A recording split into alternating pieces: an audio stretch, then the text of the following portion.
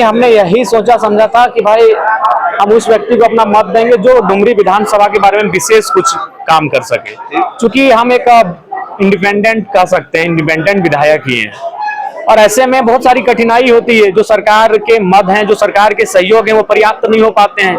ऐसे में हमें दिल्ली से भी कुछ योजनाएं चाहिए या फिर उनके मद से कुछ योजनाएं चाहिए जो राज्यसभा का मद होता है। तो ये चीजें मैंने पहला आधार माना, मैंने पहला भरोसे में उस मत देने से पहले उनसे ये विश्वास लिया कि भाई आपके मद से भी मुझे कुछ योजनाएं चाहिए। तो ऐसा कैसे हो सकता है? दोनों मत से चाहिए, किसी एक नहीं, क्यों पसंद किया होगा? नहीं, हाँ, पसंद एक कोई होगा, लेकिन जो लगे कि उस कसौटी पे खरे उतरे, फिर उसके आधार पर वो तो दिल्ली पहुंचा। तो आप जो बात बोल रहे हैं कि भीम का पोता था बर्बरी जी, आप बर्बरी की भूमिका निभा रहा है कि जो पक्ष हारेगा उसको हम उसके तरफ से युद्ध करेंगे, आप यही बात बोल रहे हैं? नहीं, ऐसा नहीं है। विकास करेगा उसको वोट देंगे। विकास तो एक ही काम आदमी कर रहा है, परिमल नाथवानी 2 बार रहे, अपना सांसद फंड से 1 रुपया कमीशन भी नहीं लिए हो। देखिए, 12 साल सांसद रहे यहाँ। हाँ, ये तो आप लोग के माध्यम से ही हम लोग जाने कार्यकाल को। हम लोग तो वह बच्चे थे, राजनीतिक रूप से कच्चे थे उस समय। हम भी नहीं थे, तो दिल्ली से यहाँ तो जी, तो निसंदेह बताइए, अप्रोच करने का माध्यम क्या है? देखिए, दिल्ली आप अगर दिल्ली अप्रोच नहीं करिएगा तो कैसे होगा? दिल्ली अप्रोच करना ही पड़ेगा।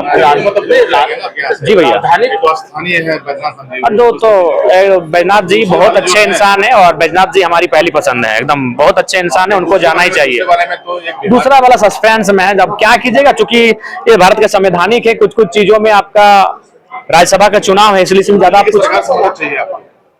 दिल्ली सरकार, राज्य सरकार दोनों से मदद चाहिए। हमें प्रधानमंत्री सड़क भी चाहिए और मुख्यमंत्री सड़क भी चाहिए, दोनों चाहिए। कैसे नहीं चाहिए? अंतरात्मा क्या बोला? अंतरात्मा तो यही कह रही है कि भाई आप झारखंड के मुद्दों के साथ चले जाएं। पहला अनुभव कैसा रहा आपका? ठीक ठाक रहा, सामान्य प्रक्रिया है। मानकर चला जाए कि आपने उज्जवल भविष्य को देखते हुए अपना वोट। हाँ, डुमरी का बेहतरी, हाँ, कोई उद्योग अगर भी चाहते हैं लगे वहाँ पे। हाँ, बिल्कुल। प्रवास में मामले में हमें लगता है अग्रणी प्रखंड है हमारा, अग्रणी विधानसभा है डुमरी, बगोदर, बरकट्ठा, ये अग्रणी विधानसभा है जहाँ प्रवास की समस्याएं हैं। प्रत्येक तीसरे पांचवें दिन किसी न किसी प्रवासी मजदूर का पार्थिव शरीर वापस आता है, मन झकझोरता है। तो बिल्कुल ये तो मांग रहेगी और ये तो मुद्दित रहेंगे। दोनों कैंडिडेट से संपर्क हुआ होगा? तीनों से हुआ है बकायदा। हाँ, मुख्यमंत्री के भी करीबी व्यक्ति ने हमसे बातचीत किया। वोट करीब करीब हो गया है और अन्य माननीय अपना वोट का प्रयोग करने जा रहे हैं, लाइन में लगे हुए हैं। और जो ट्रेंड दिखाई पड़ता है वो भारतीय जनता पार्टी के समर्थित, एनडीए समर्थित उम्मीदवार नाथवानी के पक्ष में दिख रहा है।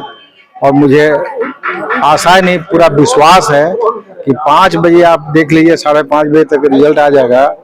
और ऐतिहासिक हम समझते हैं सबसे ज्यादा वोट से जीतने वाले कोई उम्मीदवार होंगे तो एनडीए के समर्थित उम्मीदवार नाथवानी जी होंगे। ये 24 वोट तो है ही आप लोगों के पास। आपको वही बता रहे हैं ना कि ये ट्रेंड चल रहा है, ये क्या, अब जीतेंगे, ये जीतेंगे और देखिएगा आप जीतेंगे। हाँ, जीतेंगे। और हम लोग तो अग्रिम बधाई दे दिए हैं और 5 बजे फिर बधाई देने के लिए आ रहे हैं। कॉन्फिडेंस है उनके अंदर, कॉन्फिडेंस दिख रहा है। जब वोटर के जो हैं वोट दे के आए हैं उनके अंदर में कॉन्फिडेंस है तो उम्मीदवार के अंदर में कॉन्फिडेंस तो होगा ही होगा, क्योंकि हम ही लोग के बल पर कॉन्फिडेंस होना है।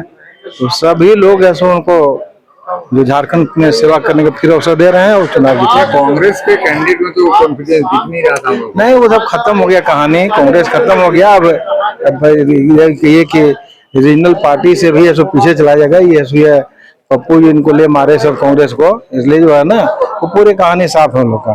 चलिए।